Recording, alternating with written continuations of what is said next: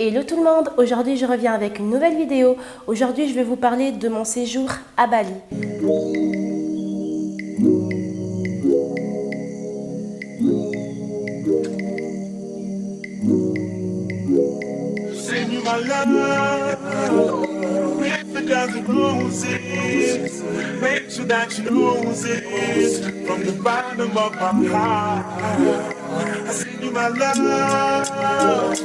Alors, comme vous pouvez le savoir si vous me suivez sur Instagram, d'ailleurs, n'hésitez pas à me suivre sur Instagram parce que là, je partage vraiment énormément de choses, énormément de contenu. Donc, je vous laisse juste mon Instagram juste ici. Je sais que ça fait quand même un petit moment que je n'ai pas fait de vidéo sur YouTube, donc je m'en excuse, mais je reviens en force. I am back, ok?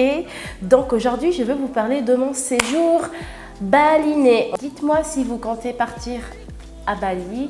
Bali, c'est vraiment une île de rêve, une île qui est quand même assez surcotée, je dois l'avouer, même si elle présente quand même de très beaux paysages. À Bali, tout le monde trouve son bonheur, en tout cas. Une chose est sûre, tout le monde trouve son bonheur. Il faut savoir qu'il n'y a pas besoin de visa.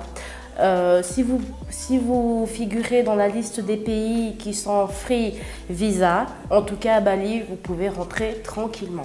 Vous n'avez pas besoin de visa si c'est un séjour qui est moins de 30 jours. Après, en ce qui concerne le prix de l'avion, combien coûte un billet d'avion, tout est relatif.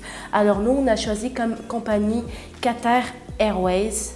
Qatar Airways, vous m'excuserez de mon anglais. Et on trouve que c'est vraiment une compagnie qui offre vraiment beaucoup de confort et le rapport qualité-prix suit énormément. Ensuite, pour tout ce qui est heures de vol, nous on a fait 17 heures de vol en partant depuis Zurich. Donc après, voilà, il faudra regarder en fonction de où vous vous trouvez dans le monde parce que moi je me trouve en Suisse, mais je ne sais pas où vous vous trouvez. Donc pour nous, c'était 17 heures de vol pour aller jusqu'à Bali Denpasar. Tout d'abord, on a décidé de faire comme tout le monde. En fait, on a fait Ubud. C'est une magnifique petite ville avec pas mal de jungle, de rizières. C'est très très forêt. Alors, voilà les backstage. C'est ici que tout se passe. C'est un peu le piège à touristes, mais bon, on va quand même le faire.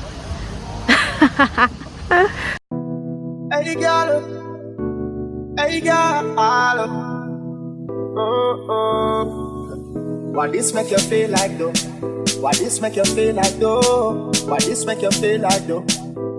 Girl, come wine till you broke off your back, broke off your back, broke off your, broke off your, broke off your back, if you broke off your back, broke off your back, broke off your, broke off your, broke off your back. Girl, you know you got the glue, know you got the glue, know you got the glue.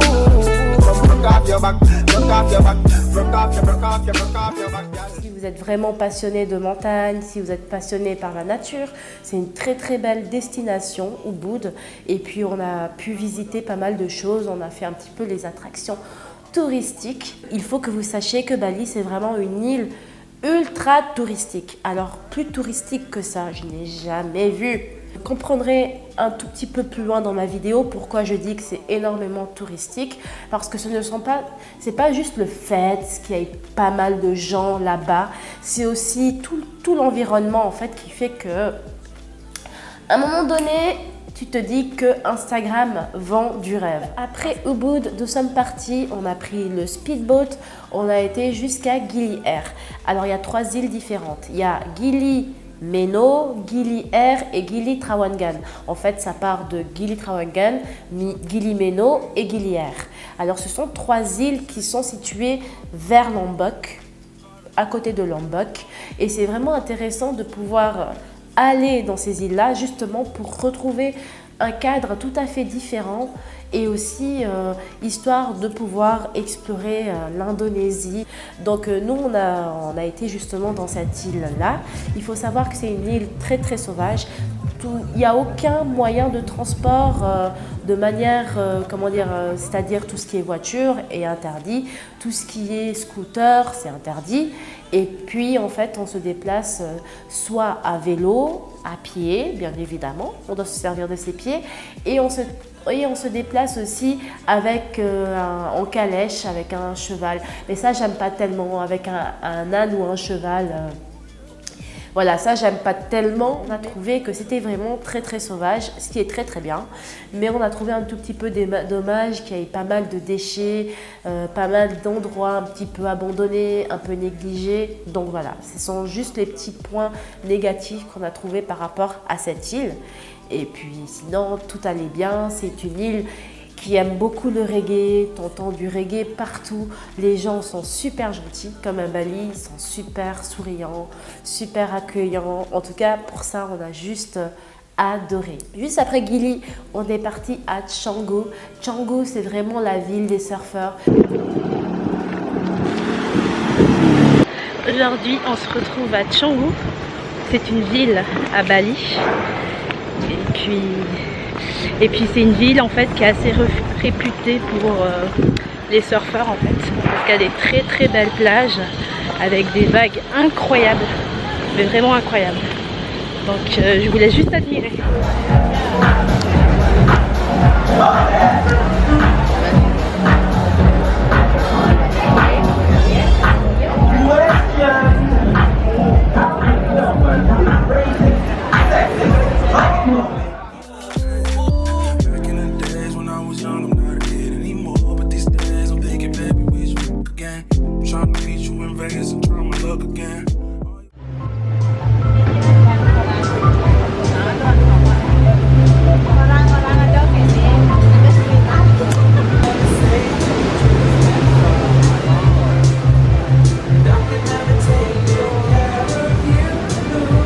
Ça a vraiment été la ville que j'ai préférée parce que c'était vraiment une ville où tu peux vraiment tout trouver. Des petits restaurants healthy, des beaux petits magasins de vêtements avec des vêtements trop choux, trop cute. On a bien aimé le fait que ce soit un tout petit peu plus dynamique. Donc ça, on a beaucoup aimé. Et puis la nourriture indonésienne, la nourriture balinaise, on a beaucoup aimé aussi. Alors Uluwatu, c'est vraiment paradisiaque, c'est juste paradisiaque. Uluwatu, c'est trop beau.